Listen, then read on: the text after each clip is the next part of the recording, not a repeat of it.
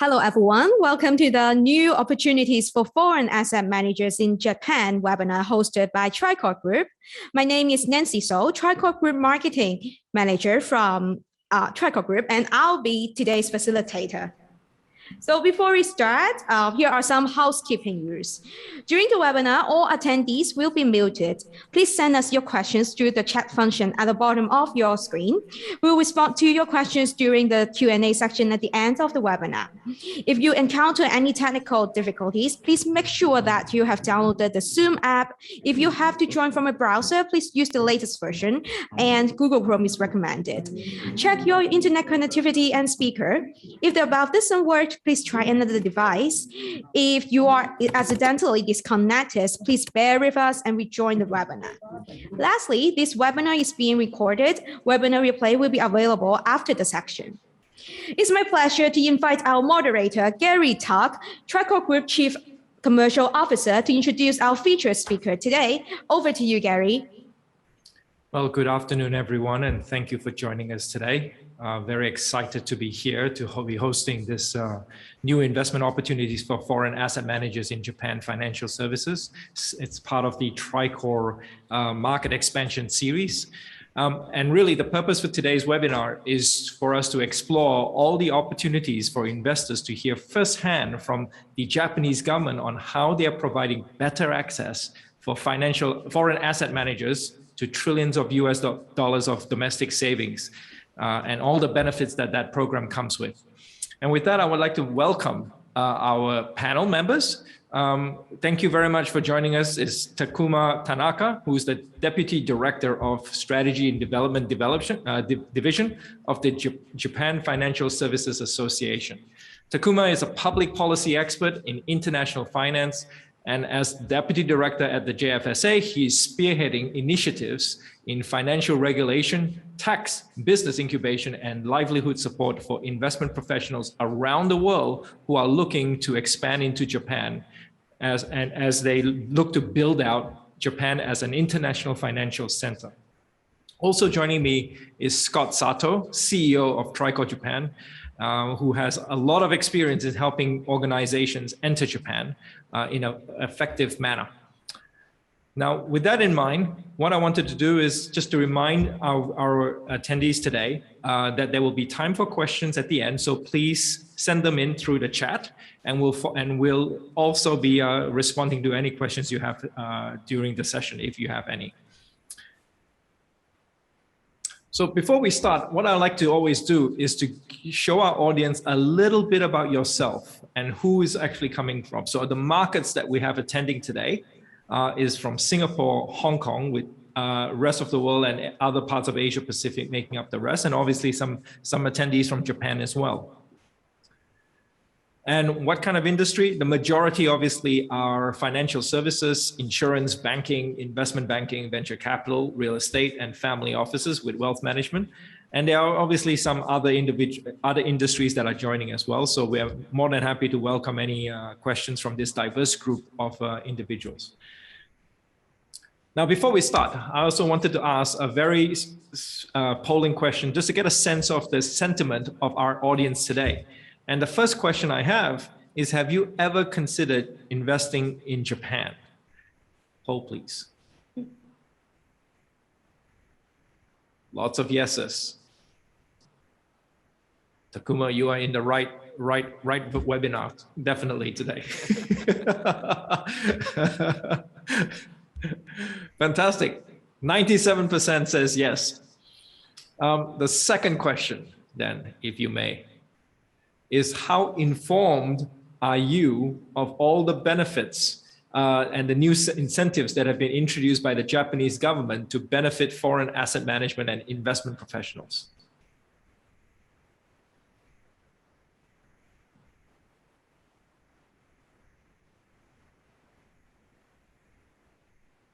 This is pretty cool. Well, we've got the right audience too. So what we have is a good result there of over 70% would benefit from knowing more about the information today. So Takuma, another good result for you here. It feels like Japan is on a roll with the 10 gold medals, and now you've got a great audience here as well. So it's very, very good session we're going to have today. And the next question we have very quickly is, what is your top rationale for considering Japan as an investment destination?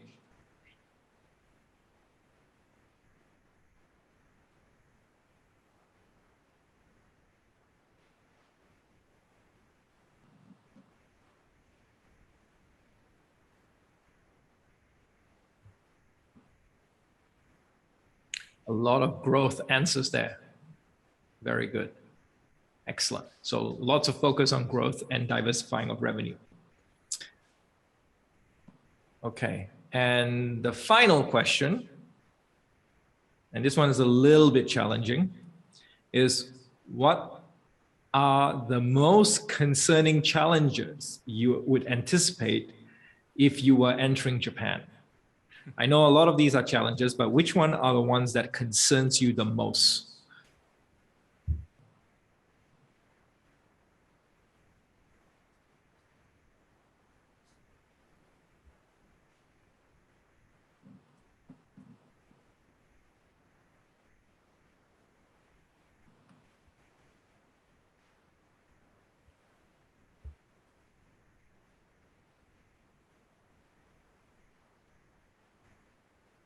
Okay, so language is number one. Oh, sorry, navigating the regulatory framework is number one. Language comes in second, and the knowledge of the regulatory framework is another. So hopefully the audience here today will benefit from some of that knowledge sharing, and we're looking forward to having a very robust conversation. That's a really nice set of questions and results that we got. I think it's going to be a very, very nice session today. So to kick off our panel discussion, I kind of took the sense that given those questions, I would start off by asking Takuma to consider one of the questions here, which is, Takuma, given your role at the JFSA, can you share with us the main reason why the JFSA has made such a bold policy change this year in trying to attract foreign asset managers to Japan?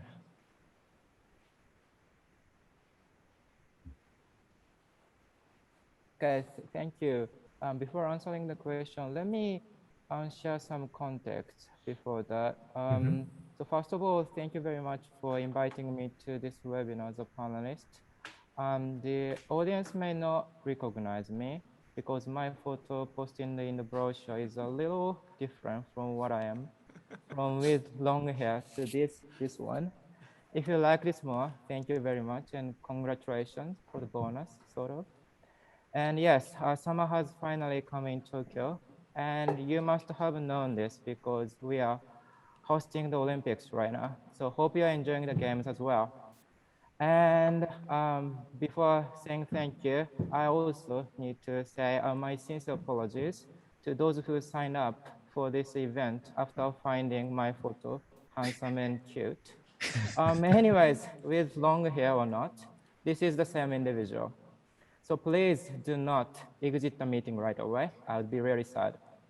I would do my best to provide useful information as much as possible in the next 30 minutes or so. And as the survey indicated, probably the most of the concerns or interests are around the regulatory framework.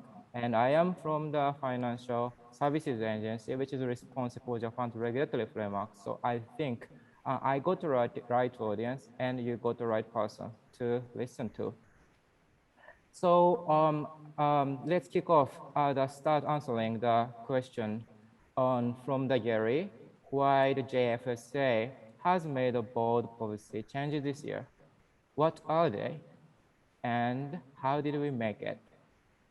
The Financial Center Initiative is one of the top priorities moved forward under the strong leadership of our Prime Minister, Yoshihide Suga. He stated in his policy speech last October that, quote, "We will welcome finance sector professionals from overseas, aiming to be a financial center for Asia and even a global financial center." He also mentioned 3 government responses to be taken immediately, namely 1, decrease tax burdens of overseas financial professionals, 2, expand English administrative services to eliminate the need to communicate in Japanese with regulators.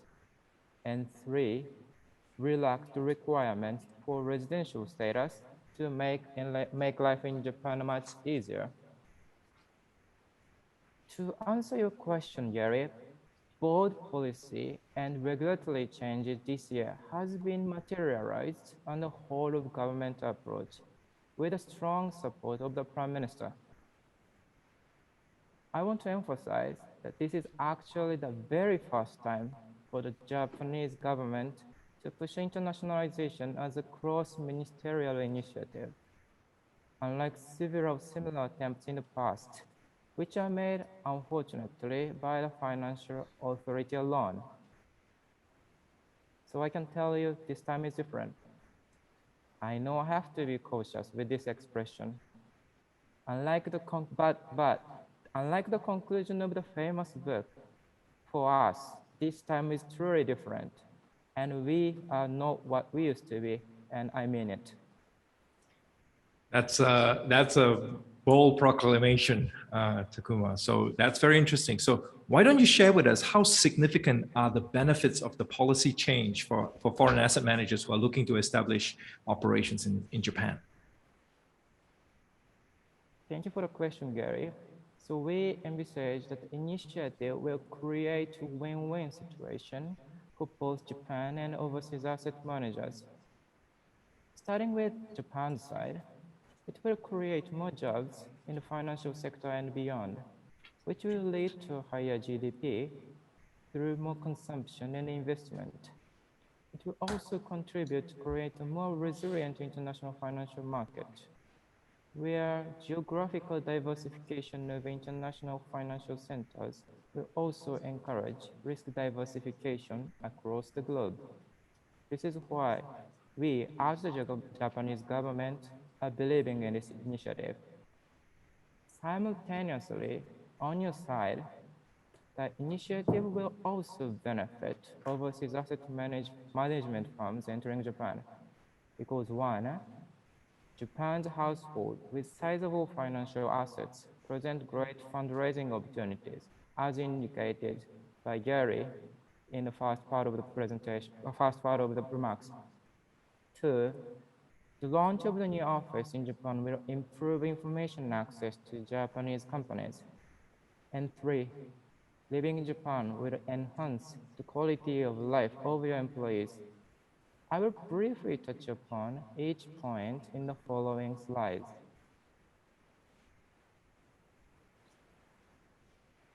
As I just said, Japan has great potential for your fundraising.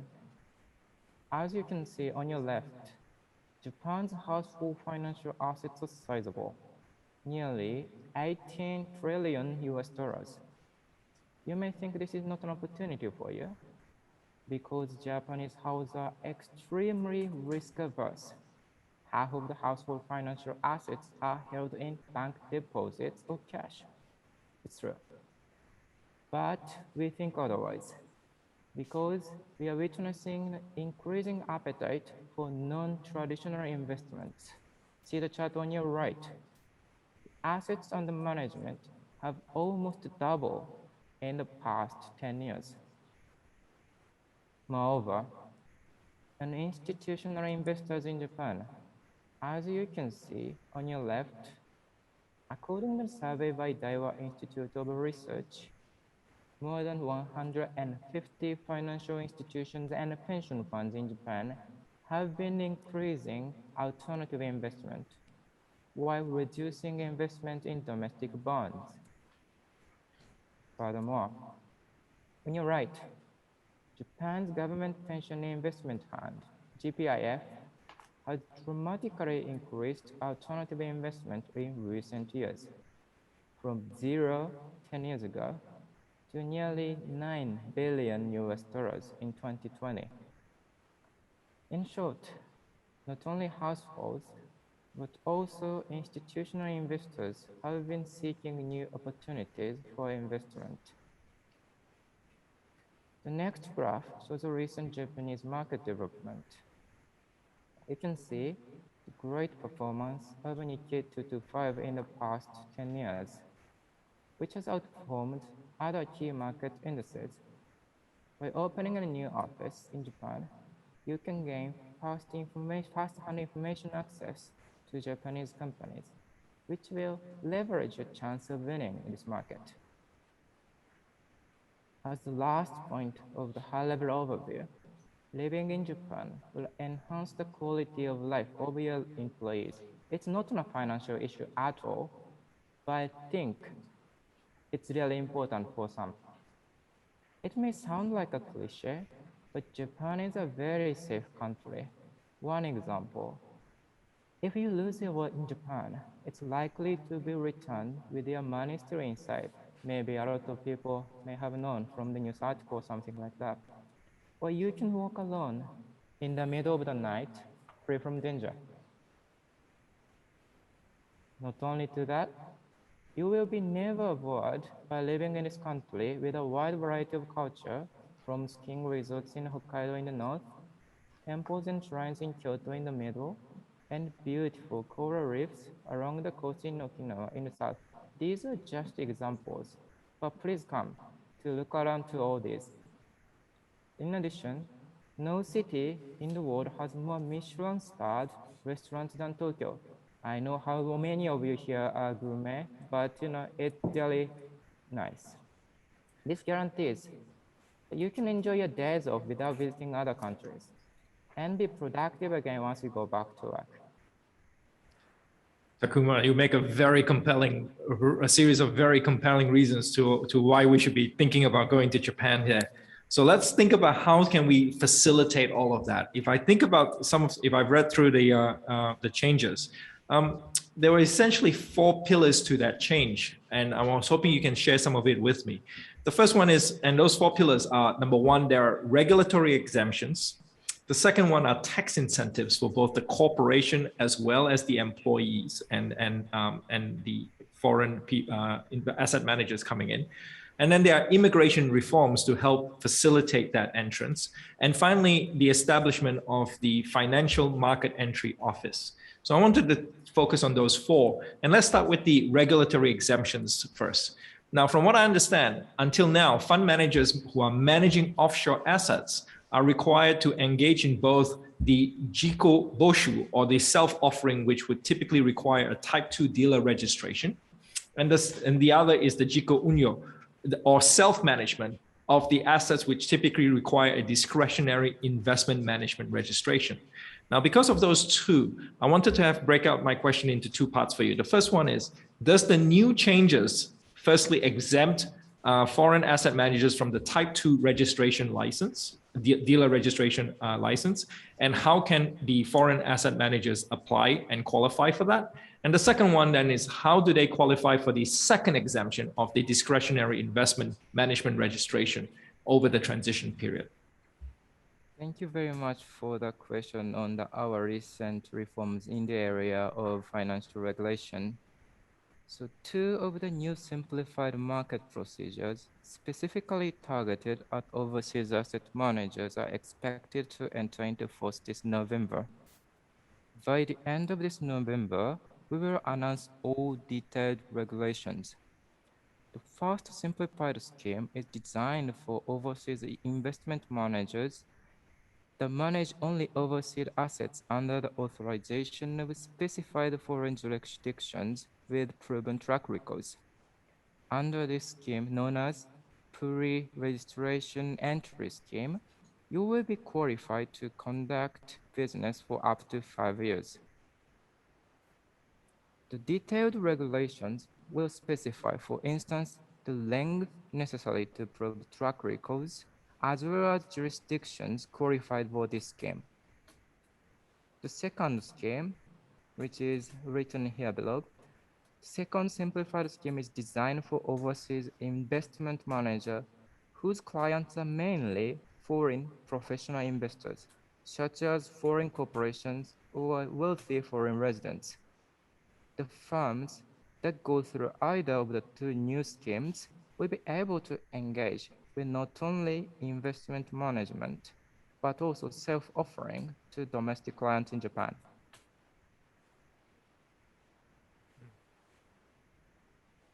Okay, that's really good. Now, let's think about the tax incentives then and the tax reforms associated with this. Can you explain what tax barriers have been lifted to attract foreign asset managers and their employees to Japan? We worked together with the tax authority to make bold tax reforms, including on individual income tax, corporate income tax, and inheritance tax. Let me start with the first point, individual income tax. The treatment of distributed profits of carried interest was unclear under the Japanese tax law. Now, to enhance tax certainty, we have clarified that distributed profits of carried interest are taxed at 20% independently as capital gain, rather than at 55% in the highest tax bracket as part of the progressive aggregate personal income taxation. A little caveat here is that to be treated as capital gain, distributed profits of carried interest has to be deemed to have economic rationality. Apologies to this text-heavy slide, but you can find the same information in our website as well. In the interest of the time, let me move on to the corporate income tax. The performance-based compensation of directors has been deductible only for listed companies, but recent revision will also enable unlisted non-family companies to deduct from their tax base, which will be enforced this November. In the end, the taxable profits are subject to a 30% corporate income tax rate. As indicated in the previous slide, there are some conditions to achieve this, including the calculation methods are described in the business reports, and also the business reports are should be disclosed publicly on JFSA website. If these are met, then unlisted non-family companies will be able to deduct its directors' performance-based compensation.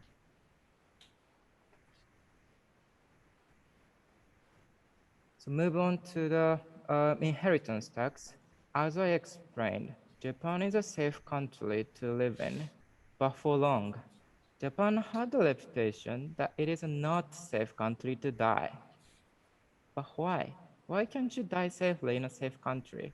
It's a very interesting question, isn't it? This is because all of your assets, either located in Japan or not, were subject to Japan's inheritance tax if you had lived in Japan for 10 years or longer. But I'm gonna tell you, this is no longer true. Based on a tax reform this April, when a person with a valid Japanese working visa dies, his or her assets outside of Japan can be exempt from Japan's inheritance tax for heirs outside of Japan, no matter how long the decedent has worked in Japan. Now, Japan has finally become a safe country to both live and die. So please, come and visit us. It was very interesting that you said that right from the start that there are some significant changes that are happening, and it seems like that translates also to the immigration reform, in particular the residential statuses that are very much of a bold departure from the existing restrictions. Can you explain a little bit more as well about the benefits of these immigration reforms to attract foreign asset managers and investment professionals to Japan? So whatever job you do, you need to obtain residential status when you want to live and work in Japan. I mean, it holds for probably every country. But what about the regulation in Japan? That's what I will be talking about. Here, a residential status with preferential treatment, known as the highly skilled foreign professional status, is what we could offer to professionals like you, financial professionals. Let me explain about the rules here. You are qualified as a highly skilled foreign professional if your points exceed 70. Your points are calculated based on your income university degrees, job experience, and so on and so forth. Let's consider a hypothetical case to clarify understanding. If your income exceeds 100K, then you get 40 points. If you have an MBA, then you get 20 points. A new bonus category, which is 10 points, is added for asset management businesses. So 40 plus 20 plus 10, your points are now 70, meaning that you qualify as a highly skilled foreign professional. Simple and easy. Nevertheless, the status of highly skilled foreign professional will make your life much easier in Japan. Preferential treatments for the highly skilled foreign professional include, first, allowing to hire domestic helpers and nannies from outside of Japan. You do not need to consider additional conditions attached to highly skilled foreign professionals in other businesses sectors, such as having a child younger than 15 years old. If you are in asset management sector with this status, you don't need to care about the age of your child. Moreover, if your income exceeds 300K, you can bring 2 helpers instead of 1. Second, allowing your spouse to work full-time without obtaining a visa independently. So if you and your spouse both working and both of you want to continue to work in Japan after relocating here, you will be appreciated by this. And third, a fast-track visa application, which will take only 10 days. So that's the 3 things, examples that, the benefited by the status of a highly skilled foreign professional. Yeah, that's a very, very significant change, certainly to the immigration policies there, Takuma. Now, if I reflect back on some of the polling questions that we had before, our audience identified 2 key areas: language as a key concern, and the other was around navigating the regulatory framework, which typically also can relate to how long it takes to get registered in terms of license, etc. So first of all, I like to think that this is a big challenge for attracting businesses from overseas to enter Japan. I was wondering if you can share with us, what have the JFSA been thinking about this space, and how are you going to improve this? Thank you very much for the question. I think I assume that the audience will be probably interested in this mostly. So JFSA established the financial market entry office this January, which is one-stop English contact for newly entering asset management firms. It handles any inquiries on financial license in Japan. It also provides professional English support for registration procedures, from pre-application consultation to registration completion and supervision. This April, we had a first foreign asset management firm complete the all-in-English registration process. All documents were submitted in English. All the interactions between the firm and the regulators, including a virtual interview, were conducted in English. The guidebook to prepare for registration is also available in English. At the end of the day, after JFSA received the document for prior consultation, the registration process, in this case for investment advisory and agency business under the Act, took only 2.5 months for this firm, 2.5 months. Another firm, the second firm, completed the registration process this time for both investment management business as well as investment advisory and agency business under the Financial Act in 3 months. Of course, the length may differ depending on how well prepared you are, but we do our best to provide a process as smooth as possible.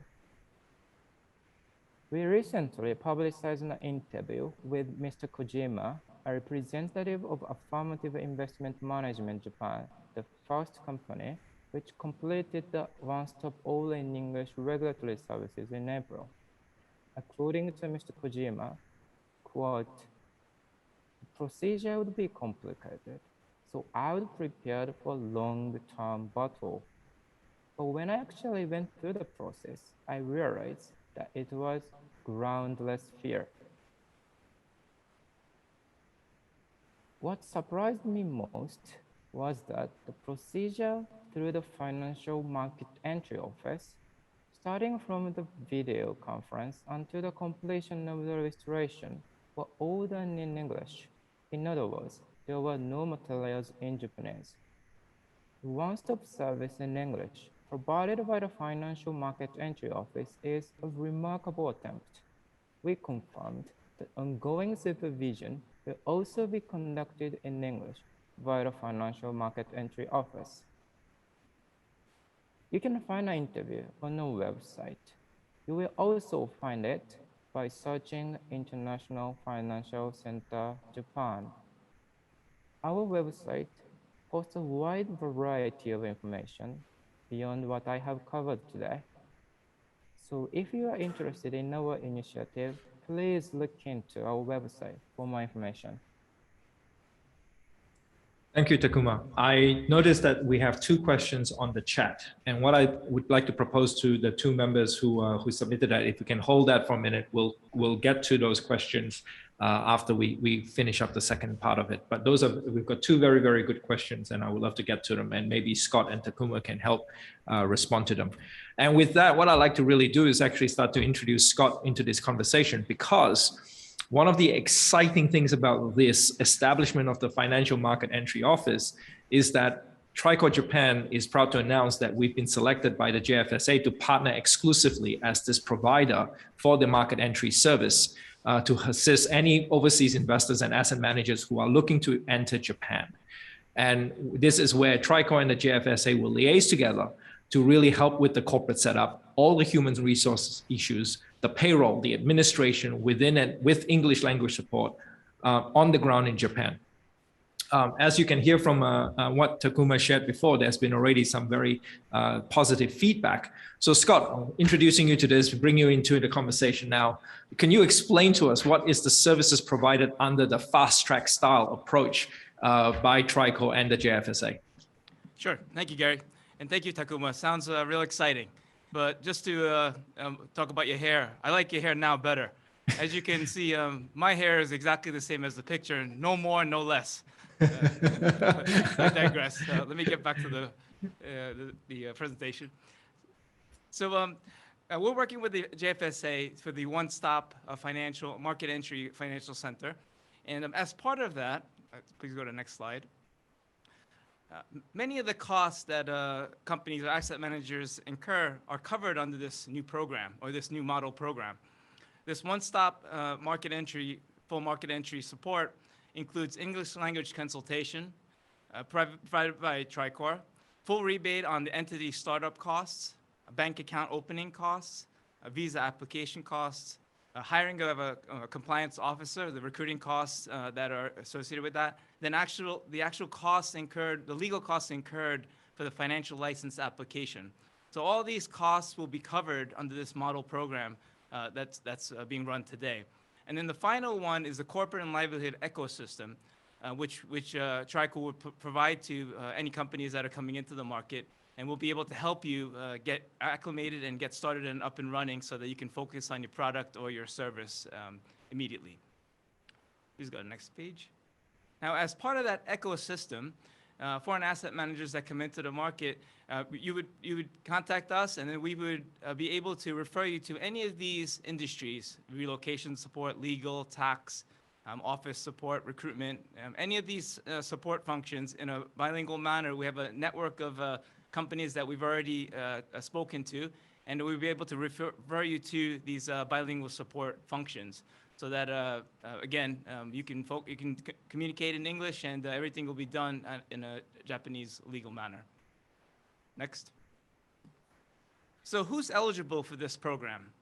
So there's two actual conditions. Number one, the application has to be done number one, by a management business, asset management business that's operating in a foreign jurisdiction, or number two, a senior officer or employee of one of these organizations that have qualified knowledge in this asset management field. And then B, you have to be applying for one of these licenses that are required to operate in Japan. The license requirements are quite unique and detailed. So I've attached a website, market entry at fsa.go.jp. If you have any questions about any of the licenses, which one of the licenses you would be applying for, which fits your business best, any questions that you have regarding these licenses, if you send your questions into there, they reply very quickly and funnel you into the right direction. Then after that, if you need legal support, we will be able to refer you to an attorney that's very qualified to help you with the license procedures. Next.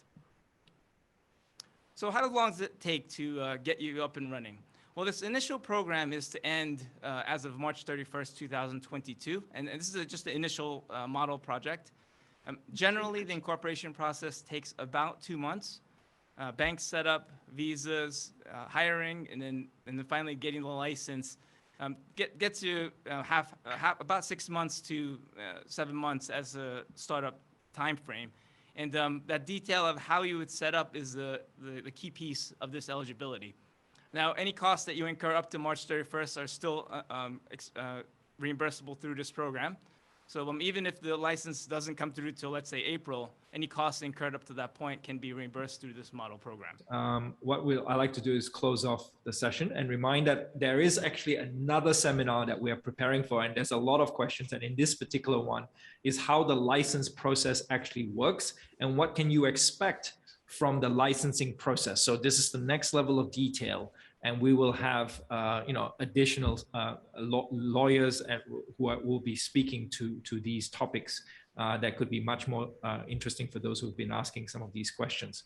So giving you a sneak preview to the upcoming seminar, it's on the 2nd of September, and you can start registering now if you want to get more of those details. And if you want to learn more about this, these are all the contact details that you can reach out to us, and Scott and his team are readily available to address any questions that you have. And you can certainly reach out to us on that basis. And with that, if there's no other questions and everything else, thank you so much, everyone, for your participation. We really appreciated your attention today. Thank you, Takuma, for joining us today. And thank you, Scott, for hosting such a wonderful session.